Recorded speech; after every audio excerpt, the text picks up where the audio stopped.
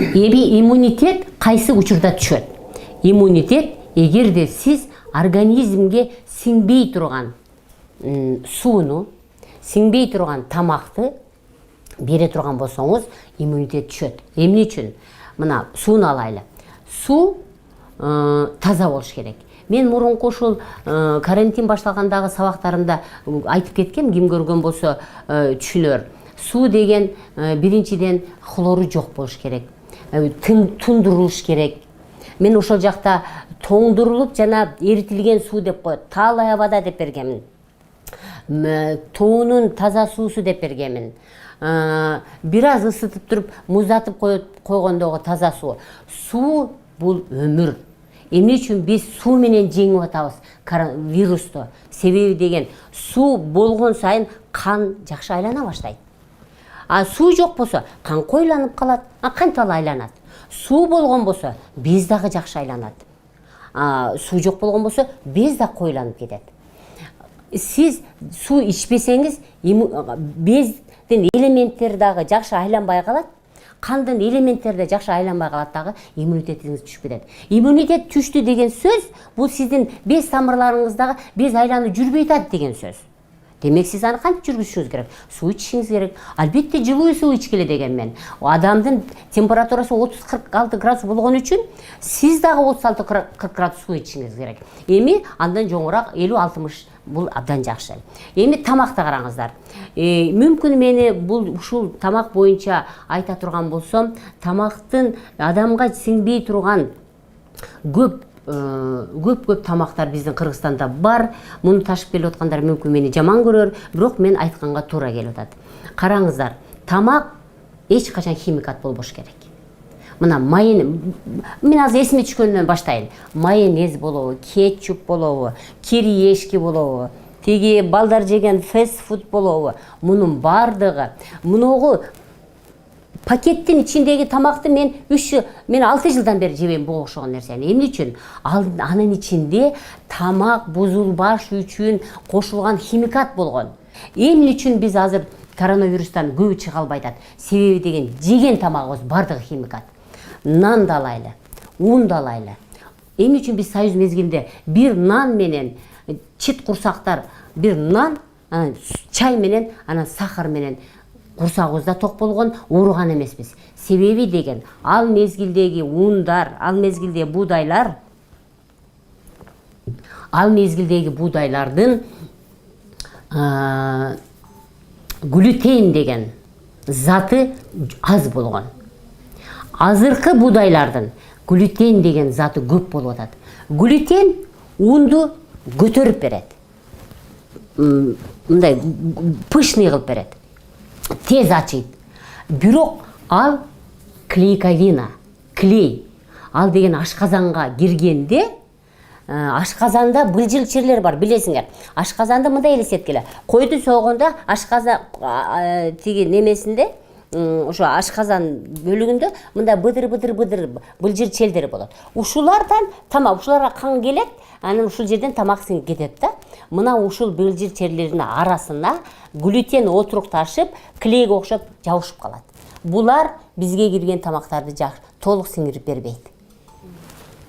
Ошон үчүн мен азыр ун азыктарын токтотуп турган дегеним себеби азыркы ундарда глютен көп. Бул биринчиси. Экинчиси бул сүт азыктары.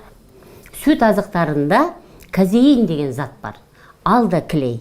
Глютенге окшогон ал да клейковина. Ал дагы казеин дагы ушул былжыр черлердин арасына отурукташып, клейге окшоп жабышып, бул да бизге тамакты жакшы сиңирип бербейт. Демек, мен ушу эмне үчүн айтып атам? Ушул химикат заттар булар иммунитетти түшүрөт. Химикат заттарга пакеттин ичиндеги бардык нерсе химикат.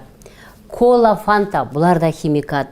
Мунугу сухарики деп сурашат да, ошол сухар деле ошол эле глютени көп буудайдан жасалган. Аны да айта албайм мен. Эко-магазиндер ачылды. Абдан жакшы. Мен ошол жактан алганга аракет кыла баштадым. Эко-магазиндер, натуралдык магазиндер. Мына ушул жактан натуралдык нерселер адамга көбүрөөк сиңет. Демек, тамак жана суу сапасыз болгон үчүн аларды эритем деп, аларды сыртка чыгарып берем деп, иммундук система иштейт дагы, анын күчү жетпей калып атат. Мына ошондон иммунитет түшүп кетип атат. Эмне үчүн мен азыр эстеп кеттим, ушу вопросту айтайын. Эмне үчүн ушул эпидемия пайда көбөйүп кетти деген суроо берди да. Эмне үчүн? Себеби деген бул биздин организмибизден зависит этип атат. Сиз ушуга чейин керексиз нерсени баарын организмге толтуруп, иммундук системаңыз, бездериңиздин ичинде керексиз сиңбей калган белки воспаления дейт, непереваренные белки дейт, шлаки от микробов дейт. Значит, микроб, ошо бизге кирген жандыктардан түшкөн шлак, сиңбеген тамак, шамалдоонун белоктору баары мунун ичинде жатканда. А мен ошо мартта айтканмын, кагылайын элим, мекендешим, сен өзүң менен иште, сен сууну ич, сен висцерал массаж жаса, сен курсакка массаж жаса деп. Ошону жасаганыбызда биз муну кичине ишин оңойлотуп койгонубузда азыр бизге кирген вирус чыгып кетмек. Биз ансыз дагы шлакка толуп турганда кирген вирус бирөө эле кирген жок да. Аны биз билбейбиз, ал миллион штук кирди. Анын ар бири өзүнүн шлак чыгарды. Бул даяр эмес иммундук системабыз, ылайга итак батып турган иммунитетибиз дагы вирустун иммунитет шлактарына батып калды дагы, организм күрөшө албай калды. Демек, кан тамырдын ичинде шлак көбөйүп кетти. Без тамырдын ичинде шлак көбөйүп кетти. Ал деген сөз тромбоциттер, эритроциттер, лейкоциттер өзүнүн кызматын аткара албай калды. Кан тамырдын ичиндеги суюк кан киселге окшоп коюланып калды. Эми элестеткиле, киселге окшогон коюу жерде мына челекке, мен мынтип түшүндүрөм да, челекке суу алыңыздагы 5-6 алманы коюп туруп, мындай кыймылдатсаңыз алар сонун кыймылдайт. Ал эми экинчи челекке сиз кисел алыңыз. Же ошо сууну коюу кылып салыңыз да, ошо жака 5-6 алманы салып туруп, мындай кылыңызчы, ал айлана албайт. Демек, биздин кан тамырдын ичиндеги, биздин без тамырдын ичиндеги коюланып кеткен бездин айынан, коюланып кеткен кандын айынан элементтер жылбай калды.